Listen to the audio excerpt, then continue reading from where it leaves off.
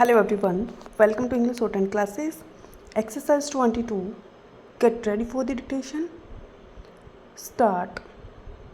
I am fully aware of Bengal's agony.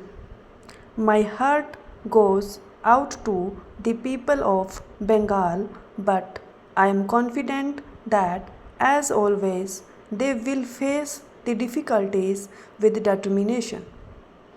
Ever since India's freedom was at stake, Bengal has shown courage in every crisis. The leaders and the youth of Bengal endured great cruelties in the fight against alien rule. All India is indebted to Bengal for that.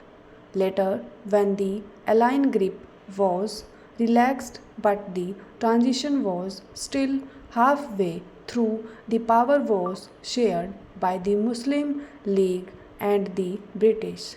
That was a period of travail for you, and you stood up to it courageously. Bengal or India can never forget what was called the direct action by those people. How can the plight of Calcutta in those days be forgotten? Nor can the subsequent events in Noakhali be forgotten by you or India. Those pages of history, good or bad, such as they are, cannot be deleted. Gandhiji was there in those days. He walked from village to village and shared in the people's woes.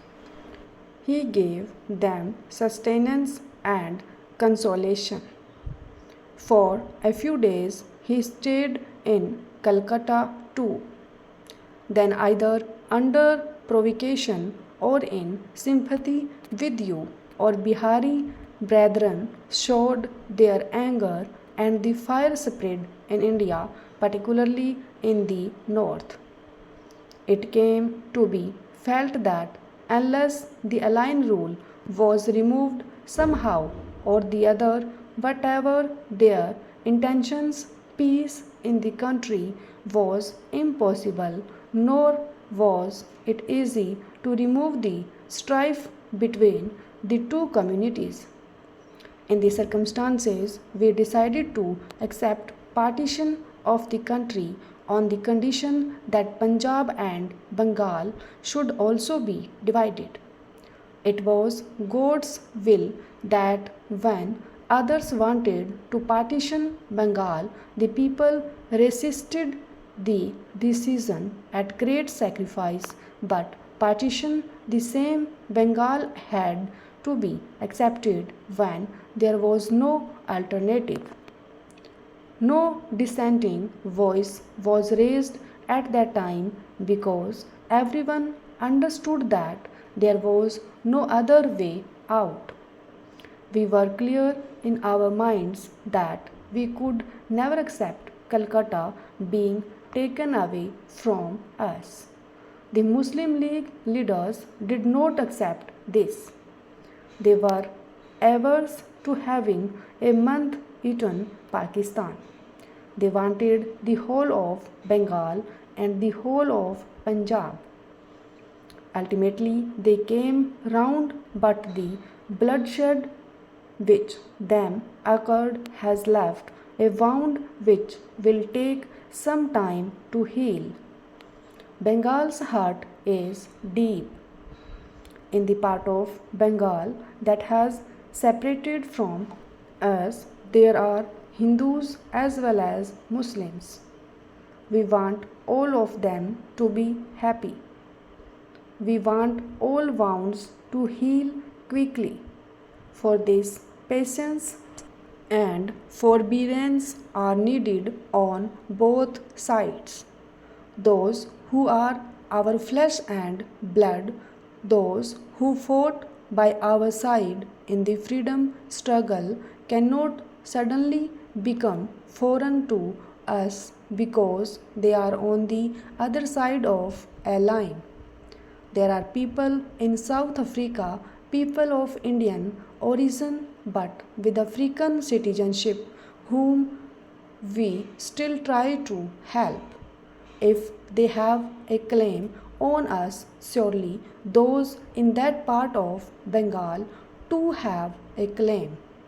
The bonds of kinship and economic and social links cannot be broken.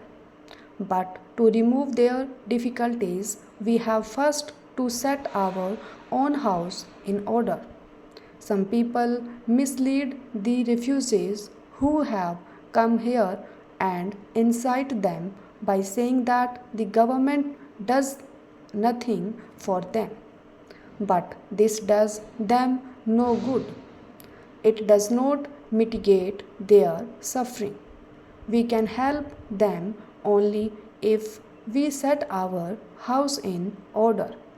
We must stop the daily incidents of bomb and cracker blasts, burning of trains and cars, assaults on policemen, etc.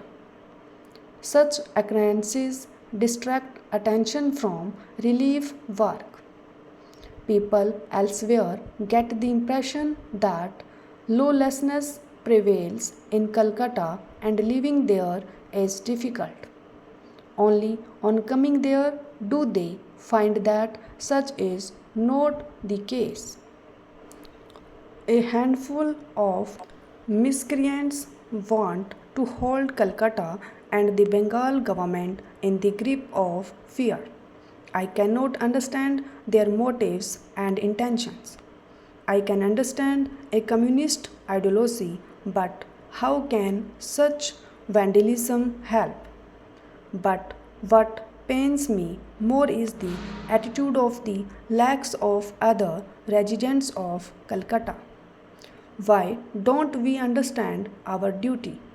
It is wrong to think that combating lawlessness is the duty only of the police and the government.